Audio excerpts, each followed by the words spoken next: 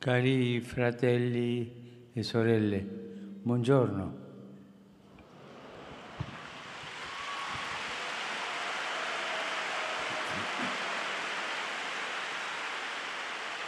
Abbiamo ascoltato la parola di Dio nel libro dell'Apocalisse e dice così: ecco, io faccio nuove tutte le cose. La speranza cristiana si basa sulla fede in Dio che sempre crea novità nella vita dell'uomo, crea novità nella storia, crea novità nel cosmo. Il nostro Dio è il Dio che crea novità, perché è il Dio delle sorprese.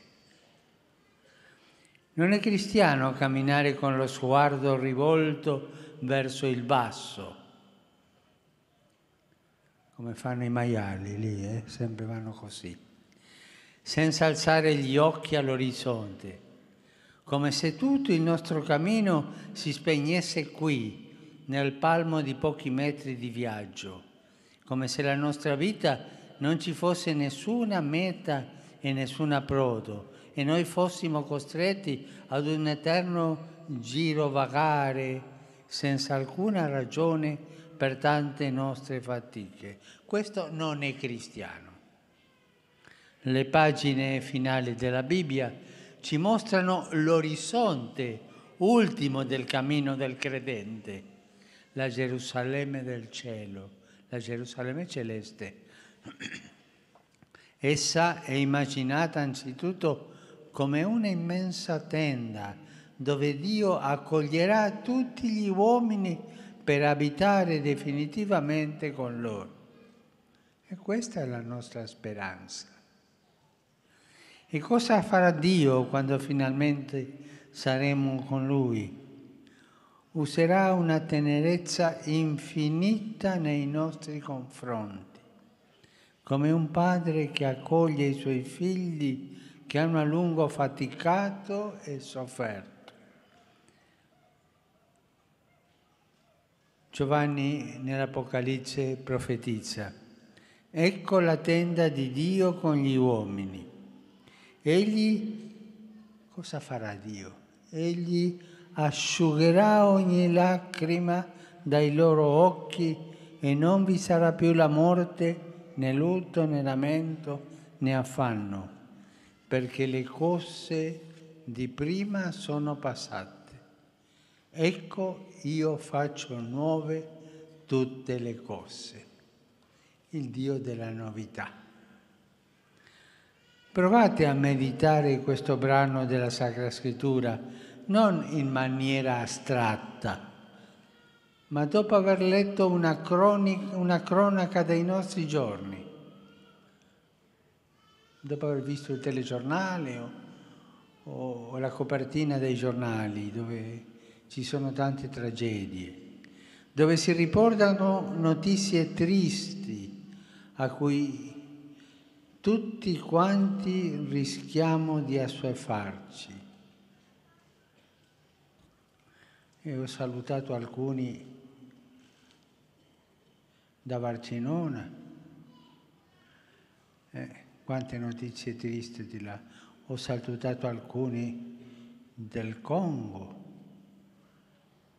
e quante notizie tristi di là. E tante altre, per nominare soltanto due di voi che siete qui. Provate a pensare ai volti dei bambini impauriti dalla guerra, al pianto delle madri, ai sogni infranti di tanti giovani, ai profughi che affrontano viaggi terribili e sono sfruttati tante volte. La vita purtroppo è anche questo. Qualche volta verrebbe da dire che è soprattutto questo. Può darsi. Ma c'è un Padre che piange con noi. C'è un Padre che piange lacrime di infinita pietà nei confronti dei suoi figli. Noi abbiamo un Padre che sa piangere, che piange con noi. Un Padre che ci aspetta per consolarci, perché conosce le nostre sofferenze e ha preparato per noi un futuro diverso. Questa è la grande visione della speranza cristiana, che si dilata su tutti i giorni della nostra esistenza e ci vuole risollevare. Dio non ha voluto le nostre vite per sbaglio, costringendo se stesso e noi a dure notti di angoscia. Ci ha invece creati perché ci vuole felici. È il nostro Padre e se noi qui ora sperimentiamo una vita che non è quella che Egli ha voluto per noi, Gesù ci garantisce che Dio stesso sta operando il suo riscatto. Lui lavora per riscattarci. Noi crediamo e sappiamo che la morte e l'odio non sono le ultime parole pronunciate sulla parabola dell'esistenza umana. Essere cristiani implica una nuova prospettiva, uno sguardo pieno di speranza. Qualcuno crede che la vita trattenga tutte le sue felicità nella giovinezza e nel passato e che il vivere sia un lento decadimento. Altri ancora ritengono che le nostre gioie siano solo episodiche e passeggere e nella vita degli uomini sia iscritto il non senso. Quelli che davanti a tante calamità dicono ma la vita non ha senso. La nostra strada è il non senso. Ma noi cristiani non crediamo questo, crediamo invece che nell'orizzonte dell'uomo c'è un sole che illumina per sempre. Crediamo che i nostri giorni più belli devono ancora venire. Siamo gente più di primavera che di autunno. A me piacerebbe domandare adesso. Ognuno risponda nel suo cuore, in silenzio, ma risponda. Io sono un uomo, una donna, un ragazzo, una ragazza di primavera o di autunno? La mia anima è in primavera o è in autunno? Ognuno si risponde. Scorgiamo i germogli di un mondo nuovo piuttosto che le foglie ingallite sui rami. Non ci culiamo in nostalgie, rimpianti e lamenti. Sappiamo che Dio ci vuole eredi di una promessa e instancabili coltivatori di sogni.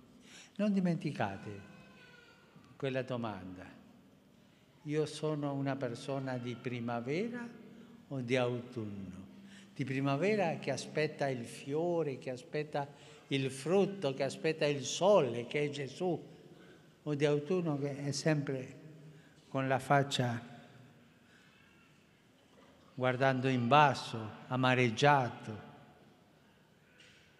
E come alcune volte ho detto, con la faccia dei peperoncini all'aceto, no? Così.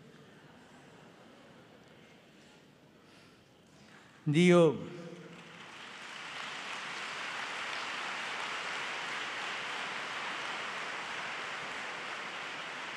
il cristiano sa che il regno di Dio, la sua signoria d'amore, sta crescendo come un grande campo di grano. Anche in mezzo c'è la ciságna, no? Sempre ci sono problemi, ci sono le chiacchiere, ci sono le guerre, ci sono le malattie, ci sono dei problemi, ma il grano cresce e alla fine il male sarà eliminato. Il futuro non ci appartiene, ma sappiamo che Gesù Cristo è la più grande grazia della vita, è l'abbraccio di Dio che ci attende alla fine, ma che già ora ci accompagna e ci consola nel cammino. Lui ci conduce alla grande tenda di Dio con gli uomini, con tanti altri fratelli e sorelle, e porteremo a Dio il ricordo dei giorni vissuti qua giù. E sarà bello scoprire in quell'istante che niente è andato perduto, niente, neppure una lacrima, niente è andato perduto. Nessun sorriso e nessuna lacrima. Per quanto la nostra vita sia stata lunga, ci sembrerà di aver vissuto in un soffio e che la creazione non sia arrestata al 6° giorno della Genesi. La creazione non è finita al 6° giorno, ma ha proseguito instancabile perché Dio si è sempre preoccupato di noi. Fino al giorno in cui tutto si compirà, nel mattino in cui si estingueranno le lacrime, nell'istante stesso in cui Dio pronuncerà la sua ultima parola di benedizione. Ecco, dice il Signore, io faccio nuove tutte le cose. Sì, il nostro Padre è Dio delle novità, è Dio delle sorprese. E quel giorno noi saremo davvero felici. Piangeremo? Sì, ma piangeremo di gioia. Grazie.